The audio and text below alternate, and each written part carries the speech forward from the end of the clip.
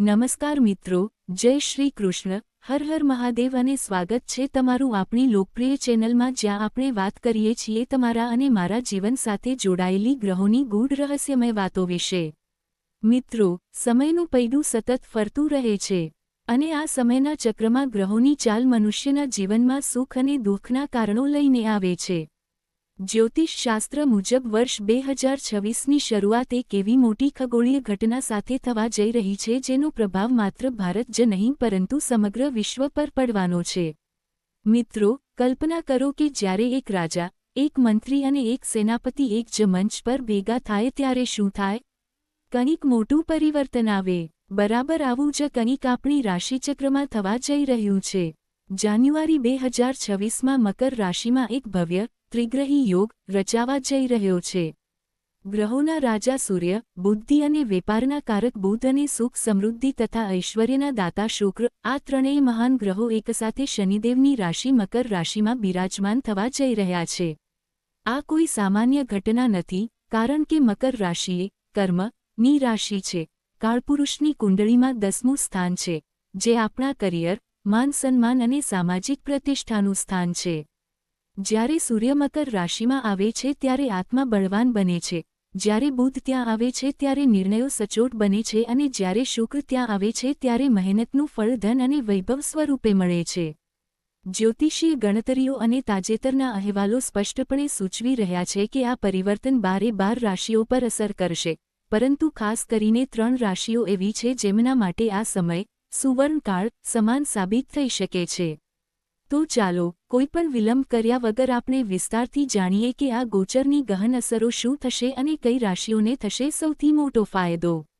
સૌ પ્રથમ વાત કરીએ આ ગોચરના જ્યોતિષીય મહત્વ વિશે, કારણ કે સમજ્યા વગર આપણે જ્યોતિષનો લાભ લઈ શકતા નથી। સૂર્ય એટલે પાવર, સૂર્ય એટલે ઉર્જા। જ્યારે સૂર્ય મકર રાશિમાં પ્રવેશ કરે છે ત્યારે તેને મકર સંક્રાંતિ જેવો પવિત્ર સમય માનવામાં આવે છે। આ સમયગાળામાં સૂર્ય પોતાના પુત્ર શનિના ઘરે જાય છે। પિતા અને પુત્રનું આ મિલન અમુક રાશિઓ માટે સંઘર્ષ લાવી શકે છે, પણ જો સાથે શુભ ગ્રહો હોય તો તે રાજયોગ પણ બનાવી શકે છે। અહીં સૂર્ય એકલા નથી, તેમની સાથે બુધ છે। સૂર્ય અને બુધ ભેગા થાય ત્યારે બુધાદિત્ય યોગ બને છે, જે વ્યક્તિને અત્યંત બુદ્ધિશાળી અને વ્યવહાર કુશળ બનાવે છે। આ ઉપરાંત ત્યાં શુક્ર પણ છે। બુધ અને શુક્રની યુતિને લક્ષ્મીનારાયણ યોગ જેવી અસર આપતી માનવામાં આવે છે। એટલે કે એક જ રાશિમાં સત્તા, બુદ્ધિ અને પૈસો આ ત્રણેયનો ત્રિવેણી સંગમ થઈ રહ્યો છે।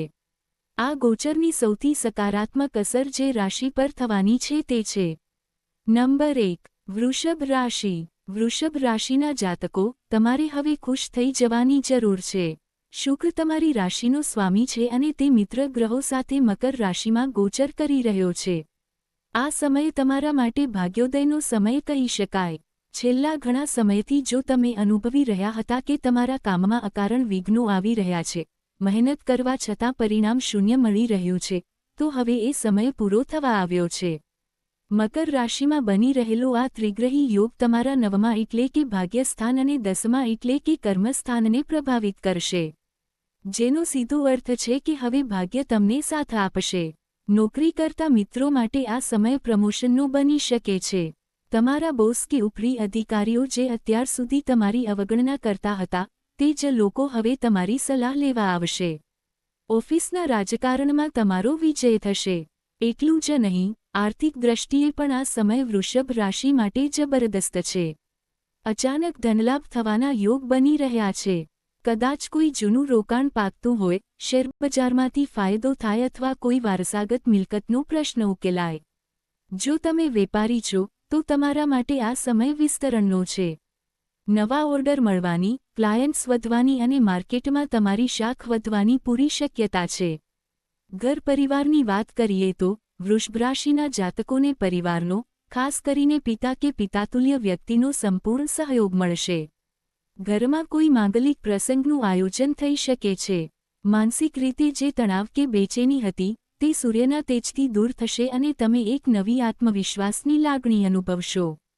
ટૂંકમાં કહીએ તો વૃષભ રાશિ માટે આ સમય રાહત અને રાજયોગ બંને લઈને આવ્યો છે। હવે આપણે આગળ વધીએ અને વાત કરીએ નંબર 2. મિથુન રાશિ. મિથુન રાશિનો સ્વામી બુધ છે અને બુધ પોતે આ ત્રિગ્રહી યોગમાં સામેલ છે. મિથુન રાશિના જાતકો માટે આ પરિવર્તન બૌદ્ધિક અને વ્યાવસાયિક રીતે ક્રાંતિકારી સાબિત થશે. બુધ વાણીનો કારક છે અને મકર રાશિમાં બુધનું ગોચર તમારી વાણીમાં એક ગજબનું આકર્ષણ પેદા કરશે. જે લોકો માર્કેટિંગ, સેલ્સ, શિક્ષક, વકીલ કે કન્સલ્ટન્સીના ક્ષેત્ર સાથે જોડાયેલા છે તેમના માટે આ સમય ગોલ્ડન પીરિયડ છે. તમારી દલીલો એટલી સચોટ હશે કે સામેવાળી વ્યક્તિએ તમારી વાત માનવી જ પડશે. આ સમયગાળામાં જો તમે કોઈ ઇન્ટરવ્યૂ આપવા જઈ રહ્યા હો તો સફળતા તમારા કદમ ચૂમશે. મિથુન રાશિના વેપારીઓ માટે આ સમય નવા કરાર એટલે કે ડીલ્સ કરવાનો છે. ભાગીદારીમાં વેપાર કરતા લોકો માટે પણ સમય સાનુકૂળ છે. તમારા પાર્ટનર સાથેના મતભેદો દૂર થશે અને ધંધામાં નવો વેગ આવશે. આર્થિક રીતે પણ તમે મજબૂત બનશો. બુધની સાથે શુક્ર હોવાથી તમને મોજશોખની વસ્તુઓ પાછળ ખર્ચ કરવાની ઈચ્છા થશે પણ સાથે સાથે આવકના નવા સ્ત્રોત પણ ઊભા થશે. શું તમે વિદેશ જવા ઈચ્છો છો? તો આ ગોચર દરમિયાન વિદેશને લગતી ફાઇલો કે વિઝાના કામકાજમાં ગતિ આવશે. વિદ્યાર્થી મિત્રો માટે પણ આ સમય એકાગ્રતા વધારનારો છે. સૂર્યની હાજરી તમને સ્પર્ધાત્મક પરીક્ષાઓમાં સફળતા અપાવી શકે છે. મિથુન રાશિના લોકો માટે ખાસ વાત એ છે કે આ સમય તમારી નિર્ણય શક્તિને ખૂબ જ પાવરફુલ બનાવશે. તમે જે પણ નિર્ણય લેશો તે લાગણીમાં વહીને નહીં પણ તર્ક અને બુદ્ધિથી લેશો જે લાંબા ગાળે તમને મોટો ફાયદો કરાવશે. સંબંધોની વાત કરીએ તો ભાઈ બહેનો સાથેના સંબંધોમાં સુધારો થશે અને મિત્રો તરફથી તમને કોઈ મોટી મદદ મળી શકે છે. એકંદરે મિથુન રાશિ માટે આ સમય પોતાની બુદ્ધિના જોરે દુનિયા જીતવાનો છે. હવે વાત કરીએ ત્રીજી અને અત્યંત મહત્વની રાશિની જે છે નંબર 3. સિંહ રાશિ. સિંહ રાશિનો સ્વામી સ્વયં સૂર્યદેવ છે અને જ્યારે રાશિનો સ્વામી પોતે એક શક્તિશાળી યોગમાં સામેલ હોય ત્યારે તે રાશિના જાતકોને કેવું ફળ મળે? અદ્ભુત.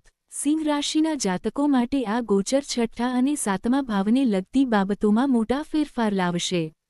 સૂર્ય મકર રાશિમાં જઈ રહ્યા છે જે શત્રુ રાશિ હોવા છતાં અહીં સૂર્ય તમને શત્રુહંતા બનાવશે. એટલે કે તમારા છુપા દુશ્મનો કે વિરોધીઓ ભલે ગમે તેટલા પ્રયત્નો કરે તમારું કંઈ બગાડી શકશે નહીં. ઉલટાનું તમે તમારા વિરોધીઓ પર વિજય મેળવશો. નોકરીના ક્ષેત્રે તમારી જવાબદારીઓમાં વધારો થઈ શકે છે. તમને કોઈ મોટું પદ અથવા લીડરશિપ સોંપવામાં આવી શકે છે. શરૂઆતમાં તમને કામનો બોજ લાગશે પણ યાદ રાખજો આ કામનો બોજ જ તમને ભવિષ્યમાં મોટું ઇનામ અપાવશે. સિંહ રાશિના જાતકો માટે આ સમય મહેનતનું ફળ મેળવવાનો છે. તમે ભૂતકાળમાં જે પણ મહેનત કરી છે તેનું વળતર વ્યાજ સહિત મળવાનો સમય પાકી ગયો છે. શુક્રની હાજરીને કારણે તમારા જીવનમાં રોમાન્સ અને પ્રેમનો સંચાર થશે. પતિ પત્ની વચ્ચેના સંબંધો વધુ ગાઢ બનશે. જે લોકો અવિવાહિત છે અને યોગ્ય પાત્રની શોધમાં છે તેમને આ સમયગાળામાં સારા સમાચાર મળી શકે છે. સ્વાસ્થ્યની દ્રષ્ટિએ પણ સુધારો જોવા મળશે. જો તમને આંખ, હાડકાં કે પેટને લગતી કોઈ જૂની તકલીફ હોય તો યોગ્ય સારવાર મળવાથી તેમાં રાહત થશે. સરકારી કામકાજમાં અટવાયેલા સિંહ રાશિના જાતકો માટે લીલી ઝંડી મળી શકે છે. કોર્ટ કચેરીના મામલામાં નિર્ણય તમારા પક્ષમાં આવી શકે છે. સિંહ રાશિના લોકો સ્વભાવે થોડા ઉગ્ર હોય છે પરંતુ બુધની હાજરી તમને શાંતિથી વિચારવાની શક્તિ આપશે. આર્થિક રીતે તમારી બચતમાં વધારો થશે અને તમે ભવિષ્ય માટે કોઈ મોટી યોજના બનાવી શકશો. આમ સિંહ રાશિ માટે આ ગોચર શક્તિ, સત્તા અને સફળતાનો ત્રિવેણી સંગમ લઈને આવી રહ્યું છે. આમ તો આ 3 રાશિઓ વૃષભ, મિથુન અને સિંહ માટે આ સમય શ્રેષ્ઠ છે પરંતુ અન્ય રાશિના જાતકોએ પણ ચિંતા કરવાની જરૂર નથી. મેષ રાશિ માટે આ ગોચર કરિયરમાં નવી તકો લાવશે. કર્ક રાશિના જાતકોએ ભાગીદારીમાં સાચવવું પડશે પણ જીવનસાથીનો સહયોગ મળશે. કન્યા રાશિ માટે સંતાન પક્ષે સારા સમાચાર મળી શકે છે. તુલા રાશિના જાતકો માટે સુખ સગવડના સાધનો વધશે.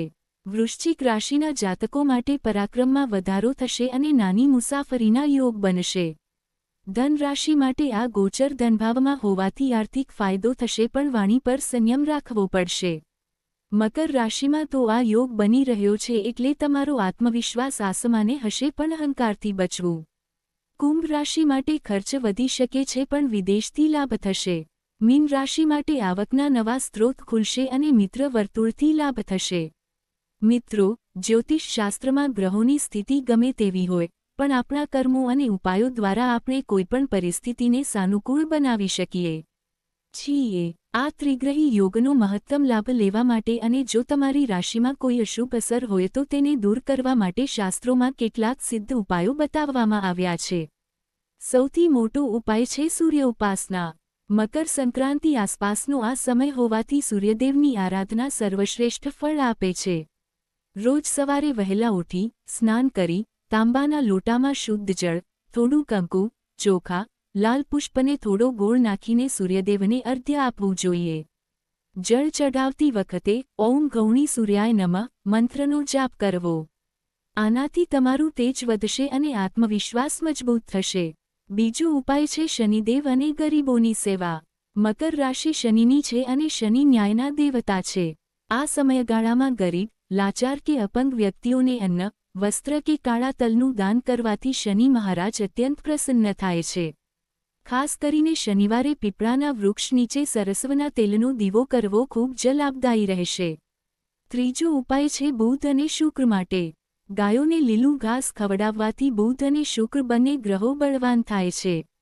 બુધવારે મગનું દાન કરવું અને શુક્રવારે નાની કન્યાઓને સફેદ મીઠાઈ ખવડાવવી, આ નાના લાગતા ઉપાયો તમારા જીવનમાં મોટા ચમત્કાર કરી શકે છે. જે લોકોને આર્થિક તંગી હોય તેમણે શ્રી સૂક્તનો પાઠ કરવો જોઈએ અથવા સાંભળવો જોઈએ. અંતમાં મિત્રો એટલું જ કહીશ કે ગ્રહો પોતાનું કામ કરે છે, પણ ઈશ્વર પરની શ્રદ્ધા અને આપણો પુરુષાર્થ જ આપણું સાચું ભાગ્ય ઘડે છે. 2026નું વર્ષ એક કોરા કાગળ જેવું છે અને આ ગ્રહ ગોચર તેમાં સોનેરી અક્ષરો લખવાની તક આપી રહ્યું છે. વૃષભ, મિથુન અને સિંહ રાશિના જાતકોએ તો ખાસ કમર કસીને તૈયાર થઈ જવું જોઈએ, કારણ કે તક વારંવાર નથી આવતી. સકારાત્મક વિચારો, ઈશ્વર પર ભરોસો રાખો અને તમારા કર્મો કરતા રહો. આશા છે કે આ વિસ્તૃત માહિતી તમને આવનારા સમય માટે તૈયાર થવામાં મદદરૂપ થશે. જો તમને આ વિડિયો અને આ માહિતી પસંદ આવી હોય, તો હૃદયથી એક લાઇક અવશ્ય કરજો. કોમેન્ટ બોક્સમાં તમારા ઇષ્ટદેવનું નામ અથવા જય શ્રી કૃષ્ણ લખીને તમારી હાજરી નોંધાવજો. આ ચેનલનો ઉદ્દેશ્ય જ એ છે કે જ્યોતિષ અને વાસ્તુના માધ્યમથી તમારા જીવનમાં સુખ અને શાંતિ લાવી શકાય. આવા જ જ્ઞાનવર્ધક વિડિયો જોવા માટે ચેનલને સબસ્ક્રાઇબ કરવાનું ભૂલશો નહીં અને આ વિડિયો તમારા સ્નેહીજનો સાથે શેર કરજો જેથી તેઓ પણ આ અમૂલ્ય માહિતીનો લાભ લઈ શકે. આપ સૌનું જીવન સુખમય રહે, ગ્રહોની અનુકૂળતા રહે અને પ્રભુની કૃપા સદા વરસતી રહે તેવી પ્રાર્થના સાથે હું રજા લઉં છું. ફરી મળીશું એક નવા વિષય અને નવી ઉર્જા સાથે. ત્યાં સુધી સર્વેને મારા જય શ્રી કૃષ્ણ, જય માતાજી.